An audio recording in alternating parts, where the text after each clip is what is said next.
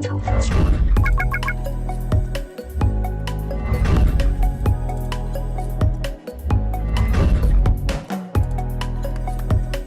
मी Sandeep Kale success password या माझ्या खास कार्यक्रमात आपल्या सगळ्यांचं स्वागत करतो। गेल्या वर्षभरापासून साम सकाळ सरकारनामाच्या सगळ्या ठिकाणी मला या शोला घेऊन सगळेजण खूप प्रतिसाद देतात। मी त्या सगळ्यांचं मनापासून आभार व्यक्त करतो आणि प्रत्येक शनिवारी एक वेगळा गेस्ट घेऊन आपण वेगळं काही देण्याच्या दृष्टीनं प्रयत्न करत असतो। तुम्ही जर माझ्या मागे हा जंगल पाहत असाल तर या जंगलाला एक इतिहास आहे, हिस्ट्री आहे आणि हे जंगल कुठल्या गावातलं नाही आहे, मुंबई शहरातलं, मुंबईमधलं जंगल आहे। मी आरेच्या जंगलामध्ये आहे आणि या आरेच्या जंगलामध्ये आज मी एक अशा व्यक्तीला भेटवणार आहे की ज्याला जंगलाविषयी माहिती आहे, ज्याचा संबंध थेट तांड्याशी आलेला आहे आणि जो गेल्या अनेक वर्षापासून वेगवेगळ्या सामाजिक कामामध्ये, वेगवेगळ्या प्रशासकीय चांगल्या उत्तम कामगिरीमुळे सगळ्या महाराष्ट्राला परिचय झालेला व्यक्ती आहे आणि त्या व्यक्तीला मला आज बोलतं करायचं आहे। त्यांच्याकडनं अशा अनेक प्रकारची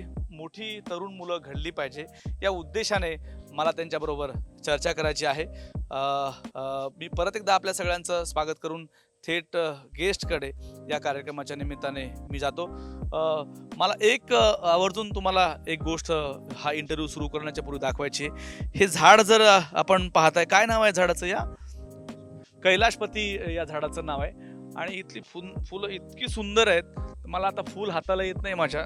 नितीन, कॅमेरा जरा वर ना, इतकं सुंदर फूल आहे की फुलं कशा पद्धतीनं असतात आणि ती निसर्ग कशा पद्धतीनं छान फुलांना जन्म देते।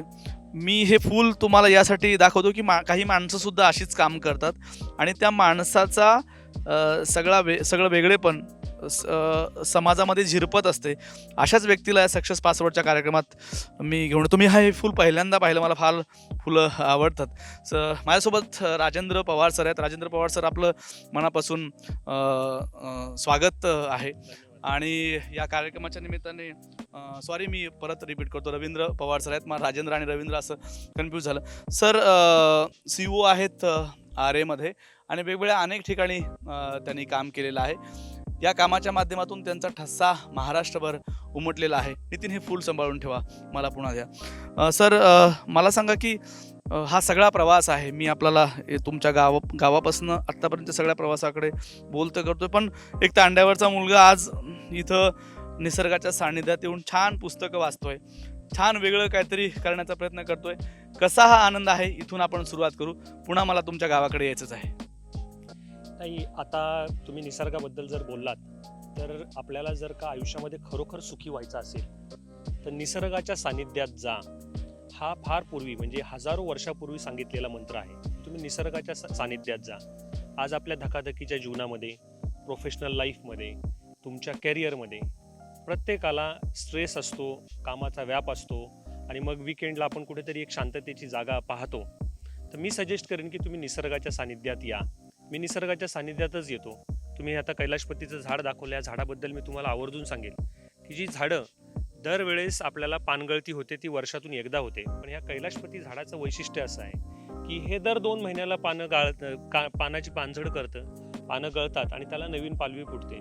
ते पाहताना जो मिळतो, जी मिळणारी शांतता आहे, जो आनंद आहे, तो दुसरा कुठेही नाही। त्यामुळे आपल्याला जर खरोखर आयुष्य जर शांततेत व्यतीत करायचं असेल तर निसर्गाच्या सानिध्यात गेलं पाहिजे। आणि म्हणून मी चीफ एक्झिक्युटिव्ह ऑफिसर आरे कॉलनी, जे मुंबईमधलं प्रसिद्ध स्थळ आहे, हा एकमेव असा ग्रीन पॅच राहिलेला आहे की जो की आपल्याला मुंबईच्या लोकांना वाटतं की आरे कॉलनी म्हणजे खरंच त्याच्या चेहऱ्यावरती एक स्माईल येतं आरे कॉलनीचं नाव ऐकल्यानंतर। खरोखर इतकी जागा सुंदर आणि ऐतिहासिक आहे असं मला वाटतं। सर, आता मी तुमच्या गावापासून सुरुवात करतो। खरं तर मी अनेकाच्या इंटरव्ह्यूमध्ये त्याच्या गावापासून सुरुवात करतो, पण इथलं वातावरण सगळं मोहित टाकणारं वातावरण आहे, खूप चांगलं वातावरण आहे। इथलं वातावरण, इथली परिस्थिती, माणसं, इथले पाडे, मी याच्यावर आपल्याला बोलतं करणार आहे।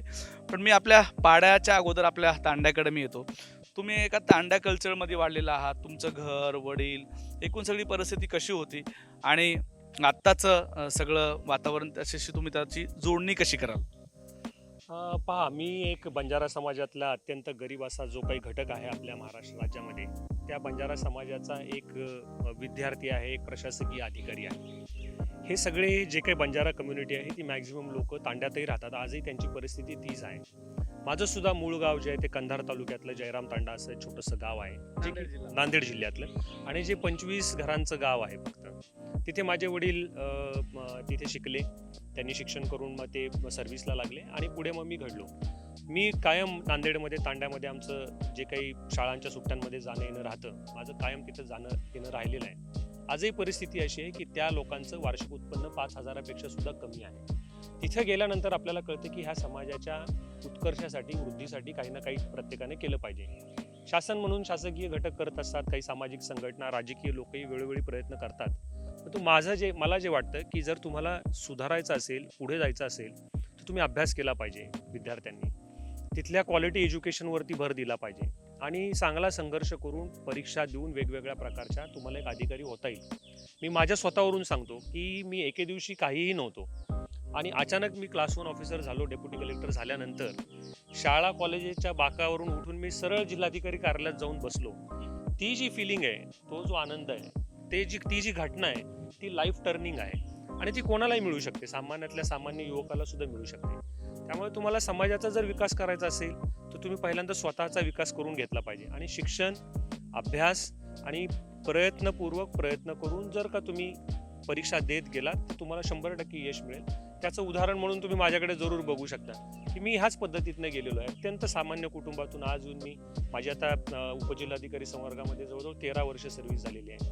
हे क्षेत्र खूप चांगलं आहे. आपल्याकडची महाराष्ट्र राज्य लोकसेवा आयोग ही अत्यंत पारदर्शक पद्धतीने परीक्षा घेते आणि सामान्यातलं सामान्य मुलगा सुद्धा क्लास 1 ऑफिसर होऊ शकतो. माझ्यासारखे अनेक क्लास 1 ऑफिसर आहे. तांड्यातल्या मुलांनी जरूर प्रयत्नशील राहायला पाहिजे. बाकी ज्या काही घटना बाजूला घडत असतात समाजामध्ये की काही खरं नाही, पेपरमध्ये भरती योग्य पद्धतीने होत नाहीत, पेपर फुटतात, ह्या सगळ्यांवरती विश्वास ठेवायचा नाही. आपल्याला केवळ एक जागा पाहिजे, ती जागा माझीच असेल.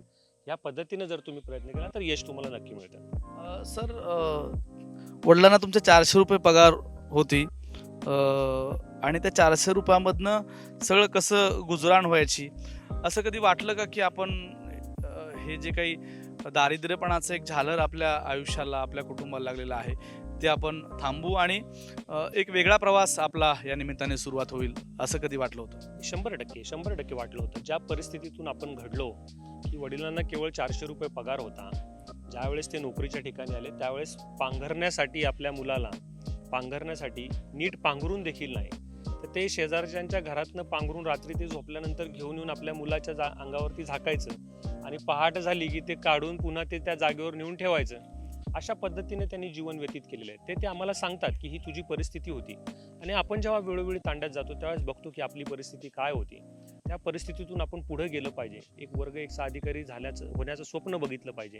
हे पहिल्यापासून मनात ठरवलेलं होतं. त्या दारिद्र्यावरती एकच उपाय होता की चांगल्या पद्धतीने आपण यशस्वी करिअर करणं आणि त्याच्यावर मात करून स्वतःच्या पायावर उभं राहणं, हा एकमेव मार्ग त्यामध्ये होता आणि मी तो केला. आता जेव्हा त्याच तांड्यावरची काही मुलं तुम्हाला भेटतात, काय त्यांचे नेमके प्रश्न असतात? ते का अजूनही लाजरे बोजरे आहेत? ते का शहराकडे येत नाहीत? ते का उच्च शिक्षणापर्यंत पोहोचत नाहीत? खूप वाईट परिस्थिती आहे तांड्यावरची, वाडी तांड्यावरची आज. जेव्हा तुम्हाला ही छोटी मुलं भेटतात ते काय त्यांचे नेमके प्रश्न असतात? नाही बघा, प्रत्येक तांड्यावरच्या मुलाला असं वाटतं की हा रवींद्र पवार आपल्या तांड्यातला अधिकारी झालेला आहे, आपण ह्यासारखा अधिकारी झालं पाहिजे. त्या मुलांना रिसोर्सेस कमी आहेत, 100% कमी आहेत. मी असं म्हणत नाही की त्यांच्याकडे खूप रिसोर्सेस आहेत, परंतु त्यांनी खचून जाता कामा नये. माझं अजूनही म्हणणं आहे की जे वर्ग 1चे अधिकारी होतात ते सगळे खेड्यापाड्यातले विद्यार्थी होतात. जे विद्यार्थी आता बोर्डामध्ये ते नंबर काढण्याची सिस्टम बंद झालेली आहे, परंतु बोर्डात सुद्धा जे काही विद्यार्थी आतापर्यंत पहिल्या 5-10 मध्ये येतात हे सुद्धा ग्रामीण भागातलेच येतात. त्यामुळे ग्रामीण भागातल्या विद्यार्थ्यांकडे एक सगळ्यात मोठं हत्यार आहे, ते म्हणजे अपार कष्ट उपसण्याची जिद्द त्यांच्याकडे असते. शहरामध्ये काय होतं, शहरी आणि ग्रामीण भागाची जर तुलना केली तर शहरामध्ये अनेक दुसऱ्या ऑपॉर्च्युनिटीज खूप असतात. उदाहरणार्थ प्रायव्हेट कंपन्या आहेत पुणे मुंबई सारख्या ठिकाणी, प्रायव्हेट सेक्टरमध्ये जॉबच्या ऑपॉर्च्युनिटीज खूप आहेत. पण ग्रामीण भागातल्या मुलांना शासकीय सेवेच्या व्यतिरिक्त अन्य कुठल्याही करिअर क्षेत्रामध्ये थोडंसं ऑपॉर्च्युनिटीज कमी पडतात. त्यामुळे मला असं वाटतं की हे आपण माझ्याकडे मी ग्रामीण भागात वाढलोय म्हणून माझा कमजोरी आहे, माझ्याकडे ते प्रेझेंटेशन स्किल आहे वगैरे नाही आहे, अशा पद्धतीचा न्यूनगंड त्यांनी बाळगू नये. माझ्याकडे जे विद्यार्थी आहेत त्यांना मी एवढंच सांगतो की तुम्हाला सक्सेसफुल व्हायचं असेल तर शॉर्टकट नाही, प्रेझेंटेशन स्किल्स वगैरे ना ह्या त्या यशातल्या शेवटच्या 4-5% भाग आहे. परंतु मूळ जे ते म्हणजे 95% कष्ट आणि कष्ट याच्या पलीकडे पायाभरणी. ते मूळ जर पाया पक्का केला तुम्ही तर तुम्ही कुठलीही एक्झाम देऊ शकता. काय आहे त्या सिलेबसमध्ये? सगळीकडे हिस्ट्री, जिओग्राफी, इंडियन पॉलिटी, विज्ञान, कला शाखा घटक, करंट अफेअर्स, गणित याच्या पलीकडे सिलेबसमध्ये काहीही नसतं.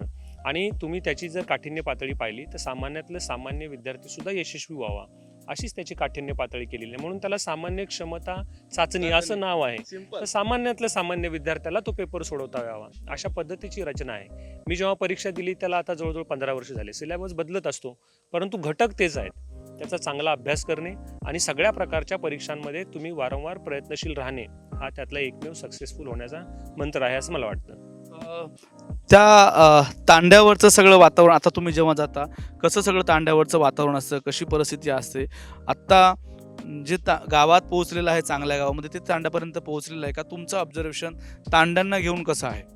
नाही, तांड्यांना घेण्याबाबतचं माझं ऑब्झर्वेशन असं आहे, मी प्रशासकीय अधिकारी म्हणून नांदेडला काम केलं, चंद्रपूरला काम केलं, हिंगोली जिल्ह्यात काम केलं, औरंगाबादला केलं आणि काही काळ मी मंत्रालयामध्ये मंत्री महोदयांच्या आस्थापनेवरती सुद्धा मंत्री महोदयांचा खाजगी सचिव म्हणून काम केलेलं आहे. त्यामुळे एक मोठा ब्रॉड प्रॉस्पेक्टिव्ह व्ह्यू मला आलेला आहे. उदाहरणार्थ मी ग्रामीण भागात पण काम केलं प्रांत अधिकारी म्हणून आणि मंत्रालयातले एक पूर्ण विभागच हाताळण्याची जबाबदारी सुद्धा मला मंत्री महोदयांच्या समवेत आलेली असल्यामुळे की कशा पद्धतीने योजना तयार करायच्या आणि कशा पद्धतीने त्याचा अंमल खाली क्षेत्रीय भाग राबवायचा कसं ह्या पद्धतीचा एक जो व्ह्यू म्हणतो आपण, दृष्टिकोन जो आहे तो माझा विकसित झालेला होता ह्या वेगवेगळ्या संधी मिळाल्यामुळे. आता आपला मूळ जो प्रश्न आहे की तांड्यांच्या परिस्थितीबद्दल तुम्ही काय म्हणाल? खरोखर तांड्यांची परिस्थिती अजूनही वाईट आहे. तांड्यामध्ये इन्फ्रास्ट्रक्चरच्या फॅसिलिटीज नो डाऊट की पूर्वी ज्या काही होत्या 15-20 वर्षापूर्वी त्याच्यापेक्षा चांगल्या सुधारित होत चाललेल्या आहेत. उदाहरणार्थ रस्ते, तांड्याला मूळतः सगळीकडे आपण कुठल्याही तांड्यावर गेलात, नांदेड असो, यवतमाळ असो, किनवट असो, चंद्रपूर असो, लातूर, परभणी ह्या भागामध्ये मोठ्या प्रमाणात तांड्या आहेत. बीड जिल्हा मोठा आहे. आजही त्या तांड्यापर्यंत जाण्याचा पोच रस्ता नसेल तर ते दुर्दैवी आहे. परंतु आता गेल्या 15-20 वर्षामध्ये मॅक्झिमम तांडे हे पोच रस्त्याने जोडले गेलेले आहेत. अजूनही 100% झालेले नाहीत. म्हणजे मूळ पहिल्यांदा रस्ता आपल्याला तिथे जाण्यासाठी असला पाहिजे, पहिला भाग. दुसरा त्या भागामध्ये असलेल्या शाळा शिक्षणासाठी आणि तिसरा म्हणजे आरोग्य सुविधा. आजही परिस्थिती अशी आहे की लोक आजारी पडल्यानंतर त्यांना बेसिक जे काही औषध गोळ्या मिळणं आहे ते सुद्धा तिथे मिळत नाहीत. आणि चौथी जी गोष्ट आहे ती म्हणजे रोजगार. त्यामुळे विद्यार्थ्यांना तिथून तांड्यातून बाहेर पडावं लागतं. मोठ्या प्रमाणामध्ये तांड्यातले लोक हे ऊसाच्या कारखान्यावर ऊसतोडीच्या कामासाठी जातात. मोठ्या प्रमाणामध्ये लोक ही जी काय आहेत ती शहरामध्ये होणाऱ्या इमारतींच्या बांधकामावरती काम करतात. यांच्यासाठी कुठली तरी योजना तयार केली गेली पाहिजे आणि आम्ही वेळोवेळी ह्यासाठी मागण्या मांडलेल्या आहेत शासन स्तरावरती. काही मागण्या मंजूर झाल्या, काही अजून पाईपलाईनमध्ये आहेत. मला असं वाटतं या सगळ्यांचा विचार करून जर का शासनाने त्यात काही आणखीन कॉन्ट्रीब्युशन करू शकले, एक नवीन स्कीम जर करू शकले तर तांड्यांचा विकास नक्की होऊ शकतो. म्हणजे हे तांड्यात राहिल्याशिवाय कळणार नाही ही परिस्थिती तेवढीच खरी आहे. मला दुसरा एक प्रश्न जरा इमोशनली आहे त्याला घेऊन सगळा तो विचारायचा आहे. आई वडिलांचं तुमचं कसं नातं होतं? जेव्हा तुम्ही लहान होतात तेव्हा आई वडिलांची तुम्हाला घेऊन कशी भूमिका असायची, विशेषतः आईची? आणि जेव्हा तुम्ही अधिकारी झालात तेव्हा त्यांच्या डोळ्यात कसे आनंद अश्रू होते? आई वडिलांबरोबरचा तुमचा इमोशनली प्रवास कसा आहे? नाही बघा, प्रत्येकाचे आई वडील हे त्यांच्यासाठी देवता समानच असतात. त्यातल्या त्यात आई जी असते ती अत्यंत सॉफ्ट कॉर्नर असतो प्रत्येकाच्या लाईफमध्ये. माझ्या पण लाईफमध्ये तसंच आहे. आपलं जे कुटुंब आहे, आई वडील आणि एक भाऊ, 4 जणांचं छोटंसं कुटुंब आमचं आहे. माझे आणखीन काका, आजी आजोबा हे सगळे गावाकडे राहतात. ते सुद्धा आमच्या कुटुंबाचा भाग आणि घटक आहेत. आई वडील अत्यंत साधं जीवन त्यांनी व्यतीत केलं. अत्यंत कमी तुटपुंजा पगारावरती त्यांनी आयुष्य व्यतीत केलं. आणि ज्या दिवशी आपण क्लास 1 ऑफिसर होतो तर तो आनंद मला जितका झाला नव्हता ना, तो आनंद मला म्हणजे आश्चर्यचकित मी तेव्हा झालो की जेव्हा तुम्ही तुमच्या आईवडिलांच्या डोळ्यामध्ये आनंदाश्रू पाहता. तो क्षण, ती घटना, ती म्हणजे प्रत्येकाच्या आयुष्यामध्ये जरूर आली पाहिजे प्रत्येक विद्यार्थ्याच्या, असं मला वाटतं. तो आनंद तुम्हाला अन्य कुठेही मिळणार नाही. जो आई वडिलांच्या डोळ्यामध्ये जो आनंद मिळतो आपल्याला पाहायला, तो तुम्हाला अन्यत्र कुठंच मिळणार नाही. मी तुम्हाला खात्रीशीररित्या सांगतो. त्या घटनेला आता 15 वर्ष झाली, परंतु आपला मुलगा यशस्वी होणं त्यांचं आयुष्याचं सार्थक असतं. माझी मुलं जेव्हा यशस्वी होतील, सक्सेसफुल होतील, त्यावेळेस माझ्या आयुष्याचं सार्थक झालं असं मला वाटेल. त्यांच्या आयुष्याचं सार्थक झालं, ते अत्यंत खुश आहेत. मी वेगवेगळ्या प्लॅटफॉर्मवर काम करतो, त्याचाही त्यांना खूप आनंद होतो. ते गावाकडेच राहतात. आफ्टर रिटायरमेंट ते गावाकडेच राहतात. परंतु त्यांच्यासोबत राहणं, त्यांचा आनंद, ज्या परिस्थितीतून त्यांनी आम्हाला घडवलेला आहे, त्याचं आपण वर्णन करू शकत नाही. अत्यंत गरिबीतून आपण पुढे आलेलो आहोत. पण आज मला जे जे काही करणं शक्य आहे त्यांच्यासाठी ते मी केलं. त्यांना पूर्ण भारतभर मी फिरवण्याचा प्रयत्न केला. त्यांनी ते फिरले, पाहिले. परंतु ते आपला मुलगा ह्या मोठ्या प्लॅटफॉर्मवर काम करतो हे बघून त्यांना प्रचंड आनंद होतो आणि त्यातच मला पण आनंद वाटतो. एक प्रश्न थोडासा वेगळा आहे. मी तुमचं काम खूप जवळून पाहिलेलं आहे, तुम्हाला खूप जवळून पाहिलेलं आहे. तुम्ही समाजाच्या तळागाळापर्यंत जाऊन काम करता, वेगळं तुमचं काम आहे. पण अधिकारी होण्याच्या पूर्वी प्रचंड स्ट्रगल असतो, तो खूप कष्टातून बाहेर आलेला असतो. पण जेव्हा खुर्चीवर जाऊन बसतो तेव्हा मात्र तो म्हणतो की नाही, मला आता ते कमवायचं आहे, मला बाकी काही देणं घेणं नाही, मी लोकांचे आशीर्वाद घेण्यासाठी काम करत नाही, मला पैसा पाहिजे, मला खूप कमवायचं आहे, मला छान पोझिशन पाहिजे, मला लग्गा पाहिजे. अशा परिस्थितीमध्ये अधिकारी, असा एक अधिकारी वर्ग आहे ज्याच्यावर तो विश्वास उडून जातो की काय अशी परिस्थिती सगळीकडे आहे. आणि इकडं नव्याने येऊ पाहणाऱ्या विद्यार्थ्यांना सुद्धा त्या लालदिव्याचं प्रचंड भुरळ आहे. तर ते भुरळ लोकउपयोगी आणण्यासाठी तुम्ही त्या तमाम मुलांना आणि जे हावरट अधिकारी आहेत की ज्यांना असं वाटतं की नाही बाबा, माझं कुटुंब, माझा पैसा आणि माझ्यापुरतं कायम आहे, लोकांचे आशीर्वाद मला घेण्याची काही गरज नाही, तुम्ही त्या मुलांना आणि अधिकाऱ्यांना दोघांनाही काय मॅसेज द्याल, आपण समाजासाठी काम करणं किती गरजेचं आहे? बघा, याच्यामध्ये खूप मोठ्या प्रमाणामध्ये सगळ्यांच्या मनामध्ये द्विधा परिस्थिती आहे. मी तुम्हाला खरंच सांगतो. आपणही अनेक सामाजिक, राजकीय आणि मंत्रालयीन पातळीवरती वेगवेगळ्या अधिकाऱ्यांना भेटता मनामध्ये प्रचंड द्विधा मनस्थिती राहते. ज्या परिस्थितीतून आपण जगलो त्यावेळेस आपली इच्छा काय होती, किंवा मला एक नोकरी मिळावी, माझं आयुष्य सेटल व्हावं आणि मी जगण्याकरता मला जे काही लागतं किमान मिळावं. त्यावेळेस आपण परमेश्वराच्या मंदिरात जाऊन नवस करतो, शेकडो नारळ पडतो. जेव्हा तुम्ही अधिकारी बनता त्यावेळेस तुम्ही बदलता. ह्याला दोन बाजू आहेत. तुम्हाला मिळालेली संधी, तुम्ही ज्या त्यावेळेस खुर्चीवर बसता तर त्यावेळेस आमिष लोक अनेक प्रकारची घेऊन येतात. तो तुमच्या जीवनाचा अविभाज्य भाग बनणार आहे. जेव्हा तुम्ही त्या खुर्चीवर जाऊन बसता किंवा तुमच्या सहीला अधिकार किंवा महत्त्व प्राप्त होतो त्यावेळेस तुमच्याकडे लोक येणार, परंतु ते क्षणिक आहे. माझं एवढंच सांगणं आहे की परिस्थिती प्रचंड बदललेली आहे. बदललेल्या परिस्थितीशी तुम्हाला स्वतःला ऍडजस्ट करून घ्यायला लागेल. जे काय नव्याने होणारे होतकरू, उपजिल्हाधिकारी, तहसीलदार, DYSP, BDOs, जे काय क्लास 1 ऑफिसर आहेत त्यांना मी एवढंच सांगेन की परिस्थिती प्रचंड बदललेली आहे. तुम्ही जनतेला कुठल्याही गोष्टीसाठी वेठीस धरू शकत नाही. माहिती अधिकाराचा कायदा आलेला आहे, राईट टू सर्व्हिसेस आलेले आहेत. त्याच्या पलीकडे जाऊन सांगतो की आता छोटासा पेन किंवा व्हिडिओ सुद्धा तात्काळ इमिजिएटली, म्हणजे शेतावरती मजुरीचं काम करणारा माणूस जर का तुमच्याकडे काम घेऊन आला तर तो तुमचं रेकॉर्डिंग इमिजिएटली करू शकतो. म्हणून भविष्यामध्ये तुम्हाला पश्चाताप होण्यापेक्षा ह्या सगळ्या भानगडीत तुम्ही पडू नका. ह्यात तुम्हाला आनंद मिळणार नाही. त्याचा शेवट हा तुम्हाला फ्रस्ट्रेशनमध्येच येईल. म्हणजे जे फ्रस्ट्रेशन तुम्ही तारुण्यात घालवलं अभ्यास करताना, तेच फ्रस्ट्रेशन तुम्ही धडे देत असतो. हा निघणार नाही 100% निघणार नाही. तुम्हाला जे तुम्ही कराल त्या पापाची फळं तुम्हाला इथेच भोगावी लागतील, हे तुम्ही लक्षात घेतलं पाहिजे. जर तुम्हाला आयुष्यामध्ये खरोखर आनंदी व्हायचं असेल तर मी सुरुवातीला सांगितलं की तुम्ही निसर्गाच्या सानिध्यात जा, गावाकडे जा, आपली मुळं विसरू नका. तुम्ही तिथे गेलात ना, ज्या वेळेस त्या बाईला किंवा म्हातारीला 100 रुपयाचा बाजार आणण्याची सुद्धा भ्रांत आहे, येणाऱ्या सोमवारच्या किंवा रविवारच्या बाजारामध्ये 100 रुपयाची सुद्धा तिला जोड करता येत नाही. त्या लोकांकडे पाहिल्यानंतर आपल्याला जे मिळालेलं नोकरी आहे की त्यातून मिळणारा पगार आहे ना, त्याची तुलना होते. तुम्ही जर खूप श्रीमंतीकडे पाहाल तर मग ते अनएंडिंग आहे. ते तुम्ही किती धावणार, ते मृगजळाप्रमाणे तुम्ही जितकं धावाल ते तितकं मृगजळ पुढे झालं. तिथे मुंबईमध्ये तुम्ही काम केलं तर तुम्हाला BMW, मर्सिडीज अशा अगदी म्हणजे कचऱ्याप्रमाणे रस्त्यावरती दिसतील. पण तुम्ही खेड्यात राहिला, चंद्रपूरला तुम्ही काम केलं किंवा तुम्ही हिंगोलीला काम केलं तर तिथल्या गरिबीचा पण तुम्हाला अंदाज येईल. मला असं वाटतं त्याच्याकडे पाहायला पाहिजे, मुलांना विसरलं नाही पाहिजे. चांगले संस्कार, चांगला विचार हे तुमच्या लाईफमध्ये पॉझिटिव्हिटी कायम आणत राहील आणि तुम्हाला आनंद देईल. अदरवाईज तुम्ही तुमच्या आयुष्यातलं जे काही सुख, आनंद आहे ते लूज कराल वन डे. हे मी तुम्हाला आजच अलर्ट करतो. आता माझी 13-14 वर्ष सर्व्हिस झाली. आज जर तुम्ही मला म्हणाल की हॅपीनेस कशात मिळतो, तर मी निसर्गाच्या सानिध्यात जातो, गावाकडे जातो, शेतावर जातो, मित्रांमध्ये जाऊन बसतो आणि त्यांच्याशी चांगल्या गप्पा मारतो. की आपण अवेअर असलं पाहिजे, त्या काही भानगडीत पडू नका. आणि तुम्हाला जर हेच करायचं असेल तर तुम्ही बाकीच्या क्षेत्रामध्ये जा. कृपया जनतेच्या जीवावरती कुठलीही मौज मजा किंवा कुठली अवास्तव अपेक्षा ठेवून तुम्ही इकडे येऊ नका, एवढंच माझं म्हणणं राहील. विद्यार्थ्यांनी जर चांगला अभ्यास केला, चांगला ह्युमन म्हणून जर डेव्हलप झाला तुम्ही, तर तुम्ही या अडचणीत येणार नाही असं मला 100% वाटतं. आता काळ खूप बदलत चाललेला आहे आणि त्या काळानुरूप जेव्हा आपण पावलं टाकायला लागतो किंवा स्पर्धा परीक्षेचा अभ्यास करायला जातो तेव्हा एक गोष्ट आपल्या लक्षामध्ये येते की हे करावं का नाही, अशी परिस्थिती आहे. आत्ता MPSC मध्ये उतरणाऱ्या किंवा स्पर्धा परीक्षेचा अभ्यास करणाऱ्या मुलांना तुम्ही अभ्यासाची टिप्स तर आहेत, पण कशा पद्धतीनं सामोरं जायला पाहिजे, काय नेमकं सांगाल? मी एवढंच सांगेन की तुम्ही भारतातल्या नाही जगातल्या कुठल्याही यशस्वी झालेल्या व्यक्तीचं जर का चरित्र किंवा त्याचं जर ऑटोबायोग्राफी पाहाल, कुठल्याच व्यक्तीला शॉर्टकटनं श्रीमंत, सक्सेसफुल, यशस्वी होता आलेलं नाही.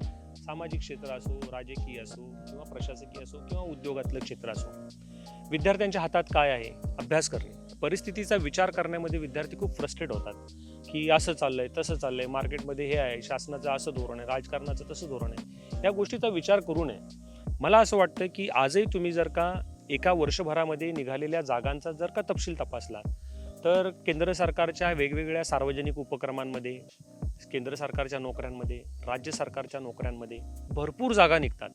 पण मुलं कायम खापर फोडत असतात की ही सिस्टम बिघडली, ती सिस्टम बिघडली. पहा, सिस्टम ही खूप अजस्त्र यंत्रणा आहे. ती ज्या पद्धतीने चालणार आहे त्या पद्धतीने ती चालतेच. त्याचा बाऊ करून तुम्ही प्रयत्नवादी न होता निराशावादी होण्याकडे जे विद्यार्थ्यांचा जो कल दिसून येतो, त्यांना मला एवढंच सांगायचं आहे की ह्या सगळ्या एक्झाम्स रेग्युलर होत असतात. तुम्हाला दर 2 महिन्याला कुठली ना कुठली परीक्षा देण्याची संधी जरूर मिळेल. पण पहिल्यांदा मी जे सांगितलं की तुम्ही तुमचा पाया पक्का करून घ्या. जो काही बेसिक सिलेबस आहे ना, तोच वेगवेगळ्या परीक्षांमध्ये विचारला जातो. तर त्याचे जे काही पॅटर्न आहे एक्झामचा, तो पॅटर्न समजावून घेऊन अभ्यास करून तो देणे. बेसिक अभ्यासाचं जे स्ट्रक्चर आहे तेच आहे. History, geography, all these things मी जे तुम्हाला सांगितलं, गणित, वाणिज्य, विज्ञान, त्या सगळ्याचा एकत्रित अभ्यास केला, त्या नॉलेजचा वापर तुम्हाला वेगवेगळ्या परीक्षांमध्ये देता येईल. तुम्ही यशस्वी नक्की होऊ शकता. निराशावादी नाही राहायला पाहिजे, 100% प्रयत्नवादी राहायला पाहिजे आणि एक टार्गेटेड अप्रोच ठेवून जर अभ्यास केला आणि परीक्षा दिली तर तुम्ही यशस्वी व्हाल. सर, मला अजून एक प्रश्न या निमित्ताने विचारायचा आहे. तुम्ही मोस्टली सगळं पुण्यामध्ये राहिलात, तुमची सगळी जर्नी पुण्यामध्ये झालेली आहे.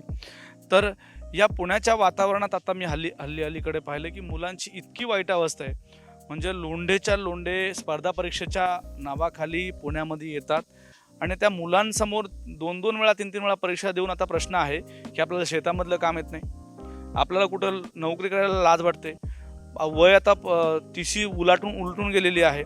मग अशा परिस्थितीमध्ये त्या पुण्याच्या वातावरणात प्लॅन बी काय ठेवायला पाहिजे, किंवा सुरुवातच करताना प्लॅन बी ठेवून बाबा इतके दिवसाचं माझं टार्गेट आहे, हे टार्गेट मला अचीव नाही झालं तर मी दुसरा निर्णय घ्यायला पाहिजे, या भूमिकेत जायला पाहिजे. तुम्ही याकडे कसं पाहता? विशेषतः पुण्यातलं आत्ताचं वातावरण जरा वेगळं आहे. नाही, 100% पहा, पुण्यामध्ये लोक संपूर्ण महाराष्ट्रातून येतात. त्याचे कारण म्हणजे तिथे निर्माण झालेलं इन्फ्रास्ट्रक्चर. ते चांगले कोचिंग क्लासेस आहेत, अभ्यासिका आहेत, हॉस्टेल्स आहेत आणि हॉस्टेलवरती सेट झालेला एक पॅटर्न आहे. दुसरं, तुम्ही एकटा त्या खेड्यामध्ये किंवा त्याच्या शहरामध्ये राहून अभ्यास करू शकत नाही, ही अडचण आहे. कारण तुम्ही जर चांगला ग्रुप केला तर विचारांची देवाणघेवाण होते, ते प्रोफेशनलिझम येतं आणि त्यासाठी मुलं पुण्यामध्ये येतात. दुसरी त्याचं शोकांतिका अशी होते की पुण्यासारख्या शहरामध्ये राहणं खर्चिक आहे. गावाला येणं जाणं, तिथल्या राहणाऱ्या मेसचा खर्च, पुस्तकांचा खर्च, अभ्यासिकेचा खर्च, सामान्य शेतकरी कुटुंबाला किंवा खेड्यामध्ये राहणाऱ्या व्यक्तीला किंवा एखाद्या क्लास 3 क्लास 4च्या कर्मचाऱ्याच्या मुलाला सुद्धा हा सगळा खर्च परवडत नाही. ही वस्तुस्थिती आहे. त्यामुळे घुसमट होते. म्हणून तुम्ही जे प्लॅन बी बद्दल बोललात ना, मी जेव्हा तयारी केली त्यावेळेस माझ्या डोक्यामध्ये क्लिअर कट प्लॅन बी होता. मी आपल्याला सांगेन आवर्जून की याच्यापूर्वी मी डेप्युटी कलेक्टर होण्यापूर्वी माझ्याकडे 5 वेळा माझं वेगवेगळ्या पोस्टवरती पोस्टिंग झालं. सगळ्यात पहिल्यांदा मी कृषी विद्यापीठामध्ये ज्युनियर रिसर्च असिस्टंट झालो. त्याच्यानंतर मी PSI झालो. त्याच्यानंतर मी असिस्टंट कमांडंट CRPF झालो. त्याच्यानंतर मी नायब तहसीलदार झालो आणि त्याच्यानंतर मी डेप्युटी कलेक्टर झालो. म्हणून मी जे वारंवार सांगतो ना की एक्झाम वेगवेगळ्या असू शकतात, परंतु अभ्यास तोच आहे आणि प्लॅन बी कायम डोक्यात पाहिजे. समजा मी जर विचार केला असता की नाही, मी डायरेक्ट क्लासहूनच होईल, मी आलेल्या नोकऱ्या धुडकावून लावीन, तर तो माझा प्लॅन बी, मी कदाचित सक्सेसफुल झालो नसतो तर काय झालं असतं. म्हणून ऑलवेज प्लॅन बी पाहिजे. तुम्ही जे ग्रॅज्युएशन करता त्याच्यामध्ये सुद्धा तुम्हाला नोकऱ्यांच्या वेगवेगळ्या संध्या असतात.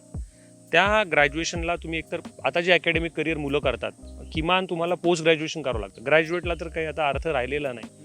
तुम्हाला ग्रॅज्युएट प्लस पोस्ट ग्रॅज्युएशन करावंच लागेल. आणि जे प्रोफेशन तुम्ही घेणार असाल, इंजिनिअरिंग असेल, मेडिकल असेल, कला शाखा असेल, विज्ञान शाखेत असेल, कॉमर्स शाखेमधला असेल, तो त्याच्यातून निर्माण होणारे जे काही उत्पन्नाचे स्रोत आहेत, मग तो व्यवसाय असेल किंवा नोकरी असेल, खाजगी असेल किंवा शासकीय असेल, तो तुमचा प्लॅन बी असलाच पाहिजे. तुमचा प्लॅन ए जर का स्पर्धा परीक्षा असेल तर तुमचा प्लॅन बी हा असलाच पाहिजे. नाही तर काय होईल की मग त्या अडचणी, समस्या ज्या आपण आता पाहतो की वय झालेला 31-32 वर्ष आणि हातात काहीच नाही आणि आलेल्या अपॉर्च्युनिटीज पुन्हा आपण सोडलेल्या आहे. ते इथं तुम्हाला स्मार्ट वर्क करायला लागेल. गधा मेहनत करून तुम्हाला चालणार नाही. स्मार्ट वर्क हेच आहे की मला अवतीभोवती निर्माण होणाऱ्या जेवढ्या काही संधी आहेत त्या संधीपैकी मी कुठली संधी पटकन घेतली पाहिजे आणि जे तुम्हाला पटकन मिळेल चरितार्थाचं साधन ते टॅप केलं पाहिजे. एक इंग्रजीमध्ये म्हण आहे की बेगर शुड नॉट बी चूझी. ग्रामीण भागातून आलेल्या माणसाला पर्याय नाही. तुम्ही भीक मागताय, भिकेची याचना करताय, तर तुम्हाला जे पटकन मिळेल ते पदरात पाडून घेतलं पाहिजे आणि मग तुम्ही वयाच्या 30-32 पर्यंत एक क्लास 1 ऑफिसर होण्यासाठी युनियन पब्लिक सर्व्हिस कमिशनमध्ये अटेम्प्ट करण्यासाठी जरूर प्रयत्न केला पाहिजे. तुम्हाला शेवटच्या संधीपर्यंत तुम्ही प्रयत्नशील राहा. नंतर मग विवाह, सामाजिक जबाबदाऱ्यांमध्ये एकदा तुम्ही अडकलात मग वेळ अपुरा पडतो. म्हणून युवकांना एवढंच म्हणणं आहे की प्लॅन बी ठेवून, प्रोफेशनल अप्रोच ठेवून तुम्ही स्पर्धा परीक्षांना पुढे गेलं पाहिजे. तुमचं गावाशी आत्ता प्रचंड कनेक्ट आहे, तुम्ही गावाशी जोडले गेलात. ती जेव्हा मुलं तुम्हाला गावातली भेटतात तेव्हा तुम्ही तुमच्याकडं मदतीच्या दृष्टीने ते कसं पाहतात हा एक भाग, आणि तुम्ही विद्यार्थ्यांना मदत कशी करता. काही जे विद्यार्थी आत्ता शहरामध्ये उद्योग, नोकरी, शिक्षण या दृष्टिकोनातून येण्यासाठी इच्छुक असेल तर त्याने तुमच्याकडे कसं संपर्क साधायचा? मी ग्रामीण भागातले विद्यार्थी जे माझा काही पेरिफेरीमध्ये मुलं येतात, माझं गाव असेल, माझा तालुका असेल किंवा तालुक्यात जिल्ह्यातनं काही माझ्या विद्यार्थी इकडे येत असतील, मुंबईकडे, पुण्याकडे, जेव्हा मला भेटतात त्यांना मी माझ्या परीने जेवढी काही मदत करता येईल शक्यतो ती मदत करतो. मी जे काही 15-20 वर्ष काम केलेलं ना, कुणी माझ्याकडे आर्थिक मदतीच्या अपेक्षेने कधीच येत नाही. केले मी 1-2 लोकांची तुरळक मी मदत केली, नाही असं नाही, परंतु येत नाहीत लोक. अत्यंत स्वाभिमानी लोक राहतात. मी तुम्हाला स्पष्टपणे सांगतो, तो किती गरीब असो, गरीबातला गरीब माणूस हा स्वाभिमानी राहतो. ती कुठली आर्थिक अपेक्षा माझ्याकडे घेऊन येत नाहीत. त्यांना फक्त योग्य मार्गदर्शन, थोडंसं इन्फ्रास्ट्रक्चर आणि त्या मूळ योग्य टप्प्यावरती योग्य मार्गदर्शन करणं खूप गरजेचं असतं. मी त्या विद्यार्थ्यांना त्या पद्धतीने मार्गदर्शन करतो, त्यांना मोटिवेट करतो. ते जर डिप्रेस असतील, फ्रस्ट्रेट झालेले असतील तर त्यांना मी प्रबोधन करून त्या माध्यमातून तो कसा पुन्हा ट्रॅकवर राहील यासाठी प्रयत्न करतो. एक 5-25 विद्यार्थी कायम संपर्कात असतात की दादा आम्ही हे करतोय, ते करतोय, तर मी त्यांना मोटिवेट करत असतो की नाही असा कर, हे नाही या पद्धतीने कर. अभ्यास करताना सुद्धा काय पॅटर्न असला पाहिजे, कशा पद्धतीने अभ्यास केला हे पण आपण त्यांना वेळोवेळी सांगत असतो आणि ती मुलं खुश होतात. त्याच्यातले काही मुलं 1-2 यशस्वी पण झाले. इतका आनंद होतो की तो आनंद म्हणजे मी स्वतः झाल्यानंतरही झाला नाही, पण समोरचा झाला त्याला मदत करा, तोच आनंद मिळतो, तो वेगळा आहे.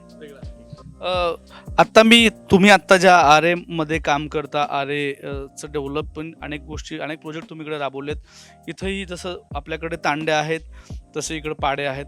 तुमचा एकूण इथला अनुभव कसा आहे? काय काय तुम्ही विकासाच्या दृष्टिकोनातून इथं कामं राबवली आणि आरेचा वेगळा इतिहास कसा आहे हे महाराष्ट्रात कळायला पाहिजे. आरे कॉलनी ही मुंबईमधली आता एकमेव ग्रीन पॅच शिल्लक जो राहिलेला आहे असा चंक ऑफ लँड आहे. त्यामुळे ह्याला आरेला मुंबईचे लंग्स असं पण म्हणतात, कारण चौफेर जे मुंबई शहराची वाढ झालेली आहे. आता पूर्वी हे एकेकाळी मुंबई शहराच्या बाहेर होतं, परंतु आता मुंबई शहराच्या मध्यभागी असलेला हा ग्रीन पॅच आहे. आजूबाजूचा निसर्ग पाहिला तर खरंच वाटतं हे सुंदर जंगल आहे म्हणून. तर ह्या आरे कॉलनीचं जंगल संवर्धन हा सगळ्या मुंबईकरांच्या अत्यंत जिव्हाळ्याचा विषय आहे आणि ह्या सरकारने आल्यानंतर त्याला पहिल्यांदा फॉरेस्ट डिक्लेअर केलं. आता लोकांना वाटतं की पूर्वी जंगल होतं, मग त्याला पुन्हा जंगल कसं काय केलं? तर त्याच्यात फरक आहे टेक्निकली थोडासा. पूर्वी काय झालं होतं की आरे दुग्ध वसाहत ही महाराष्ट्र शासनाच्या मालकीची जमीन होती. मग आता ही जमीन जेव्हा केव्हा सरकारला कुठल्या उपक्रमासाठी द्यायची असेल तर ती सहजरित्या दिली जायची. आणि मग आता कुठे जागा नाही तर प्रकल्प साहजिकच आरे कॉलनीत येणार.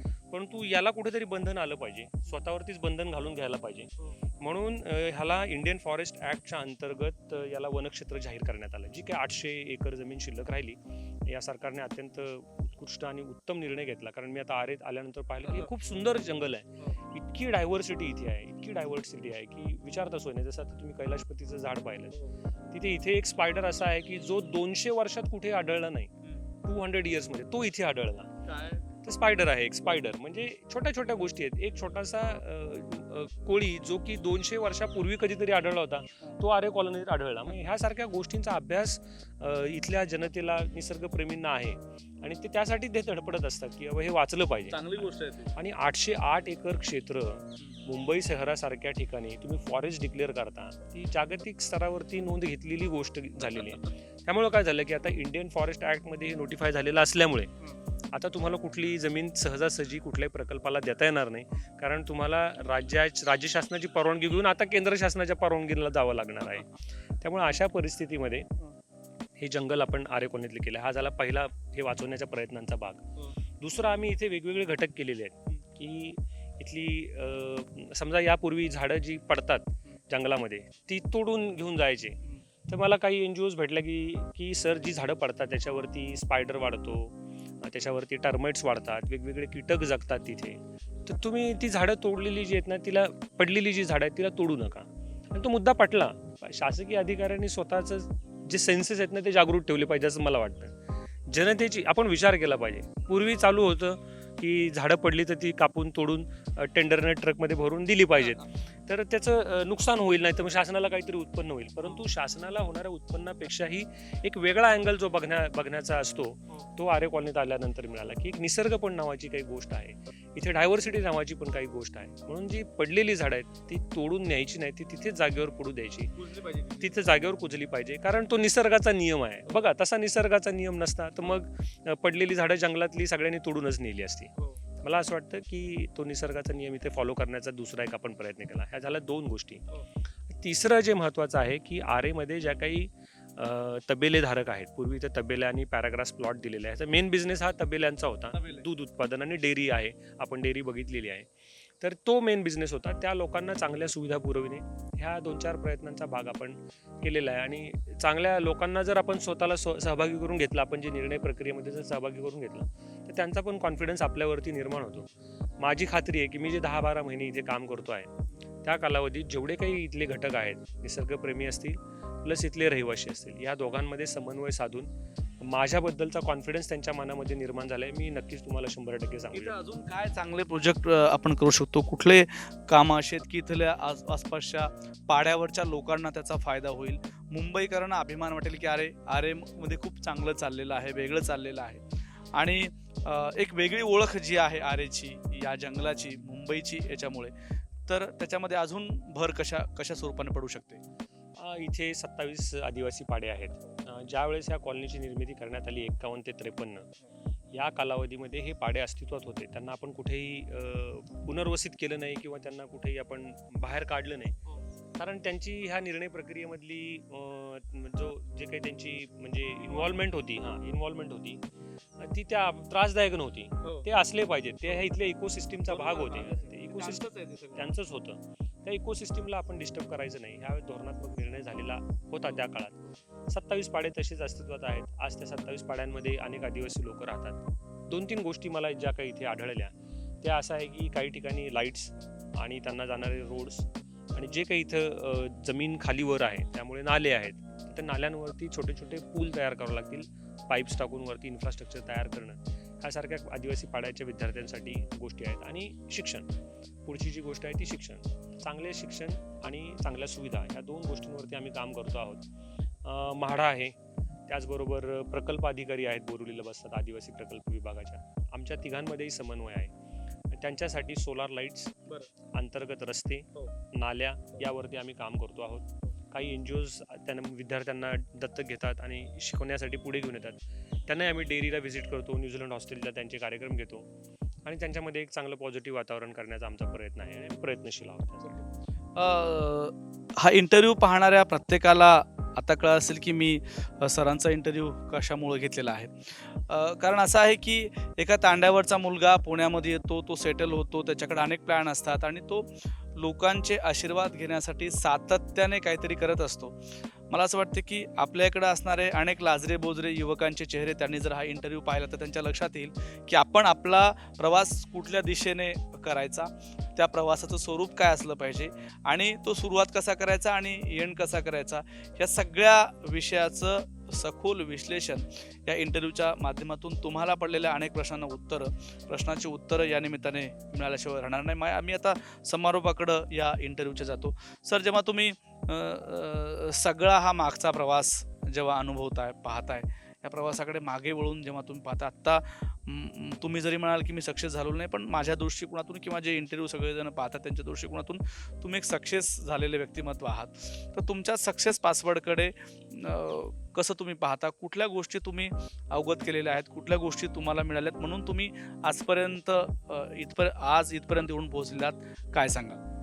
नाही, आता आपण जर म्हणालात की सक्सेस पासवर्ड तुमच्या आयुष्यातला पुढे काय राहिला, म्हणजे ह्या सगळ्या घडामोडीकडे पाठीमागे पाहिल्यानंतर सक्सेस पासवर्ड काय आहे? मी म्हणेल की ह्या सगळ्या झालेल्या माझ्या पाठीमागच्या मला मिळालेल्या यशामध्ये साहजिकच माझ्या आईवडिलांचं जे काही योगदान आहे ते अविस्मरणीय आहे, त्याला काही उत्तर असू शकत नाही. एक दुसरं की चांगली संगत, चांगले मित्र तुमच्यासोबत राहणे, चांगला ग्रुप होणे, जो आयुष्यभर टिकतो, म्हणजे तो तुम्हाला शेवटपर्यंत आनंद देत असतो. तुम्ही डेप्युटी कलेक्टर आहात का DYSP आहात का CEO आहात, त्यांना काही घेणं देणं नसतं. जेव्हा 4 मित्र येतात ते काही त्यांना घेणं देणं नसतं. त्यांना मी जे करतो त्या गोष्टीतला आनंद ऐकण्यामध्ये आनंद मिळतो आणि ते एक चांगले मित्र माझ्यासोबत आहेत. दुसरं मी म्हणेन की अजून मला भरपूर आयुष्य आहे, भरपूर संधी आहे. प्रशासनामध्ये हजारो शेकडो अधिकारी आहेत. प्रत्येकजण आपापल्या पद्धतीने काम करतच असतो आणि तुम्ही कोणाला विचारत तो त्याची बाजू मांडणार की मी कसं चांगलं काम करतो. मी एवढंच म्हणेन की या सगळ्या प्रक्रियेमध्ये मला जे काही माझा आयुष्यामध्ये जे सक्सेस मिळाला तो म्हणजे मला मिळालेली संधी आहे. जो तांड्या वस्तीमध्ये राहणारा, खेड्यापाड्यात राहणारा एक साधा मुलगा, जो एके दिवशी नोवेअर होता, तो दुसऱ्या दिवशी डेप्युटी कलेक्टर झाल्यानंतर सरळ जिल्हाधिकारी कार्यालयातल्या डायसमध्ये जाऊन बसतो, ती म्हणजे ऑपॉर्च्युनिटी आहे, ती मिळालेली संधी आहे. ती जर संधी प्रत्येकाला एक दैव असं आहे, तुम्हाला एकदा तो संधी देतो. ती संधी मला मिळाली आणि मी चांगलं काम करत गेलो आणि आनंद घेतो मी त्या कामाचा. मला असं वाटतं की जीवनामध्ये ज्याला आनंद गवसला त्याला सक्सेस पासवर्ड मिळाला. माझ्या आनंदाचं सक्सेस पासवर्ड हा आहे की मला मिळालेली संधी. आणि मला वेळोवेळी आणखीनही माझी 20 वर्ष सेवा आहे. त्या 20 वर्षाच्या सेवेमध्ये मला वेळोवेळी परमेश्वर संधी देवो, चांगलं काम करायची संधी देवो, माझ्या हातून सत्कार्य घडत राहावं, एवढीच माझी इच्छा आहे. तोच माझ्या जीवनाचा सक्सेस पासवर्ड आहे असं मला वाटतं. एक विषय असा आहे जो इमोशनली आहे, आपण त्याच्याने समारोप करूया आणि हा इंटरव्ह्यू संपूया.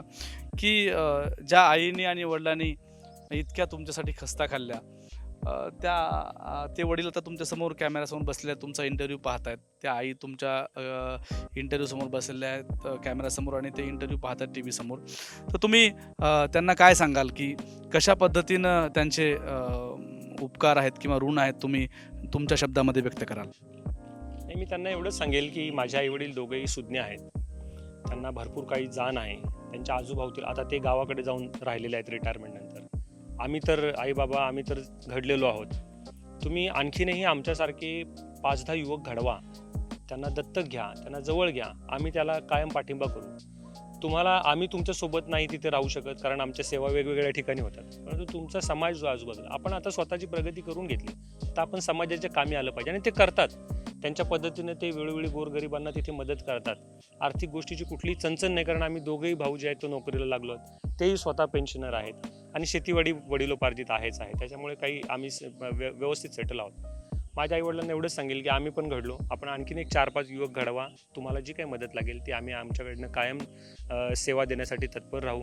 आणि तुम्ही पुढचं आयुष्यसुद्धा, आम्ही शेवटी रिटायर होईपर्यंत त्या पुढच्याही आयुष्यामध्ये तुम्ही माझ्यासोबत राहावं, एवढीच माझी परमेश्वराच्या चरणी जी काही इच्छा आणि प्रार्थना राहणार आहे.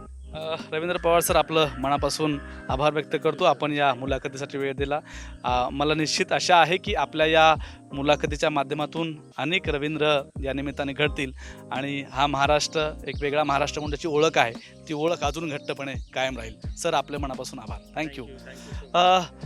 पवार सरांचा हा सगळा प्रवास जेव्हा आपण पाहतो तेव्हा आपल्या लक्षात येते की एका युवकाने ठरवलं तर तो काय करू शकतो आणि कशा पद्धतीनं करू शकतो. आणि ज्यांचं निसर्गावर प्रेम आहे, जे सातत्याने निसर्गाच्या सानिध्यामध्ये राहून वेगळं काहीतरी करतात, त्यांना निसर्गही भरभरून देतो, यात तीळ मात्र शंका नाही.